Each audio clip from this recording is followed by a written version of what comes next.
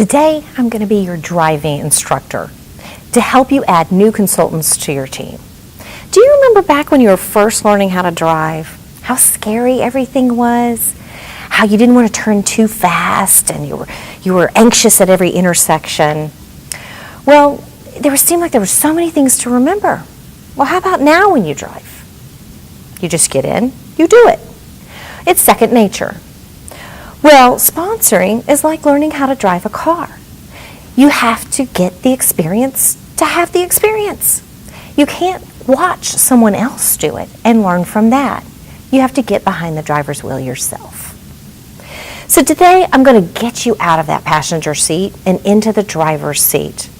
I'm going to go over some truths about recruiting, how to identify a potential recruit, how to create interest in your opportunity, and what to do about fence sitters. And finally, how to close the deal. Let's start with 4 truths about recruiting. Consider this a little driver's education. First, recruiting is part of our job. Our job as a rep with this company includes booking, selling, and recruiting. And it is our mission to invite others to this business with us, to join us. So don't worry about being pushy. Recruiting is something that you do for someone, not to someone. Second, recruiting is a mindset. If you believe you will recruit, you will. I had a team member once on my team, and she said to a hostess of hers, "I'd love for you to join my team." And the hostess said, "Oh, well, how many people are on your team?" And my consultant said, "When you join, it will be the 2 of us." Do you see how she believed it would happen? And it did. So it's completely a mindset that you are a team of 1 if you're driving solo right now, and you're going to build it from there.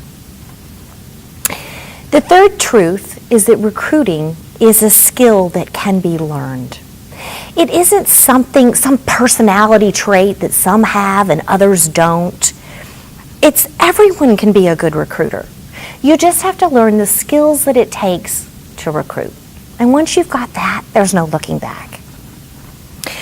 The fourth truth is that recruiting stems from getting your business in front of others.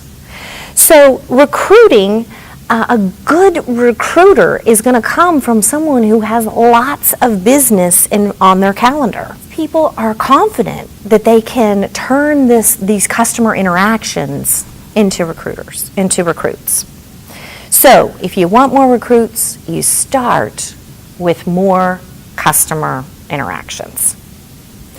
Next, we're going to talk about how to identify a potential recruit. Identifying potential recruits is kind of like checking your blind spots. You don't want to miss anyone. You never want to overlook someone that could be sitting out there thinking about joining your team. So in order to know how to identify a potential recruit, you have to understand the reasons people join this business. There are 6 main reasons people will sign with your company. The product, the financial opportunity, perks, flexibility, recognition, and to meet other people. So understanding that there's all these different catalysts or triggers for people can help you when you're building your presentation in front of them to key in on what is feeding them. Now, there are 2 main reasons people will not sign with your company: lack of confidence and fear of failure. A strong recruiter is going to be able to be the confidence for this potential recruit in this interim time as she's thinking about joining. So this is the time when she's going to lean on you as her sponsor, and you're going to build her up, and you're going to set her up for success by working with her in her first 30 days to create lots of business opportunities so that she's actually making money her first month in the business. And then what have you overcome? her fear of failure, and her lack of confidence. And now she knows she made the right decision because within the first 30 days, she's successful. So what does a recruit look like? Okay, who is a recruit out there, right? Well, let me say they are talkative. They are also shy. They are big buyers. They will place a giant order with you. They buy nothing at all. They have tons of direct sales experience. They have absolutely no sales experience. They are wealthy. They are poor. They are young. They are old. They have full-time jobs. They're stay-at-home moms. I signed up in this industry when I was 8 months pregnant. So don't prejudge anyone. They come in all shapes and sizes. It helps to be open to the world around you. What does a recruit sound like? If someone is interested in the business, they are going to ask different questions than if they are interested in a particular product. Let me show you the difference. Say you have a jewelry company and they ask, what is this jewelry made of? Or how long is this chain? Well, those are jewelry questions. Those are product questions. But now I want you to tune your ear, because there are different kind of questions a potential recruit will ask. Like, how many days of the week do you do these parties? Or, is all of this jewelry yours? How did the hostess do tonight? Did we sell a lot? These reveal her curiosity about how the business workings are running. You get these comments too. These comments about your presentation. Maybe she says, oh, you're really good at this. You've really found a niche. I could never do this. Well, first of all, that is a huge red flag.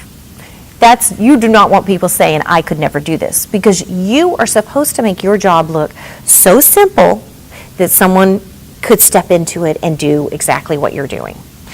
So if that happens and they're telling you, oh my gosh, I could never do this, you need to change up your presentation and tweak it a little bit to make it look simpler. And part of what I usually do is make a big deal when I forget something, like, oh my gosh, I forgot to tell you all about the customer special for this month. See, anyone can do this. And it builds that rapport that, oh, some people are saying, well, I could do it even better than her. So that's good, though, because you want them thinking that they can put themselves into your role and handle it masterfully. So, but any questions about the process of the party or about your presentation, any comments about that, that is someone that is looking at that role, thinking about the business side of this. So tune your ear, because they're out there and they're asking you questions and they're revealing themselves. Now, who is your most obvious recruit? Your hostess, right? She is actually someone who is going through the channels. Most likely she placed an order, and then she booked a party, and then she invited all her friends over to her house, and she's thinking about doing this. This is the next logical step. So you never want to forget about her, because she is someone who got excited about your products and wanted to share it with all of her friends and family, and was hoping to get some free and half-price jewelry or some discounted jewelry out of it. Well, who does she sound like? One of us. That's where we started. We came to this and thought, oh, I love this stuff, and I want to share this with some people of mine, and it's just that natural progression. So, of course, never leave that out.